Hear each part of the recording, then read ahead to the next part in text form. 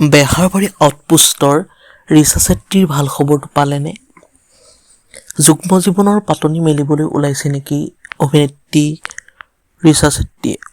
সবিশেষ জানিবলৈ অলপো স্কিপ নকৰাকৈ ভিডিঅ'ৰ শেষলৈকে চাই থাকিব।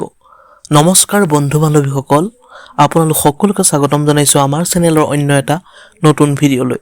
তেন্তে আহক আজিৰ ভিডিঅ'টো আৰম্ভ কৰোঁ।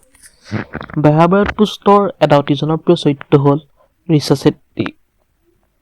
ৰিচা চেট্টিয়ে নিজেই জনাইছে এটা অতি সুখবৰ। খবৰটো পোৱাৰ পাছত অনুৰাগীসকলেও সামাজিক মাধ্যমত শুভেচ্ছা তথা আশীৰ্বাদেৰে উপচাই তুলিছে। তেন্তে আহক অধিক পলম নকৰি প্ৰধান খবৰটোলৈ আগবাঢ়োঁ। বহুতে সামাজিক মাধ্যমত ৰিচা চেট্টিক সুধি আছে যে বা আপোনাৰ বিয়া কেতিয়া হ'ব? এই বহুবোৰ প্ৰশ্নৰ উত্তৰ দি অভিনেত্ৰী ৰিচা চেট্টিয়ে কয় যে বৰ্তমান তেওঁ বিবাহৰ কথা ভবা নাই আৰু বৰ্তমান তেওঁ কৰিবলগীয়া বহুকেইটা কাম আছে বুলি কৈছে ছবি জগতত, আৰু জনাই যে যেতিয়া এই সুখবৰটো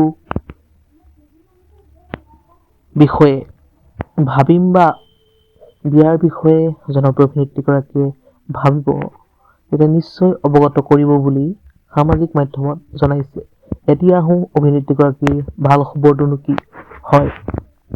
বেহাৰবাৰী আউটপোষ্টৰ জনপ্ৰিয় ৰিচা চেট্টিয়ে জনাইছে যে খুব সোনকালেই এটা নতুন মিউজিক ভিডিঅ' আহি আছে আৰু এই মিউজিক ভিডিঅ'টো আপোনালোকৰ মাজলৈ খুব সোনকালে আহি আছে আৰু আপোনালোকক ৰিলিজ হোৱাৰ লগে লগে নটিফিকেশ্যন দিম বুলি জনাইছে অভিনেত্ৰী ৰিচা চেট্টি। ভিডিঅ'টো আছিল ইমানেই। যদি আপোনালোকে চাই ভাল পালে তেনে লাইক, কমেণ্ট, শ্বেয়াৰ আৰু যদি নতুনকৈ আমাৰ চেনেলটো চাই আছে তেনে ছাবস্ক্ৰাইব কৰিব। ধন্যবাদ।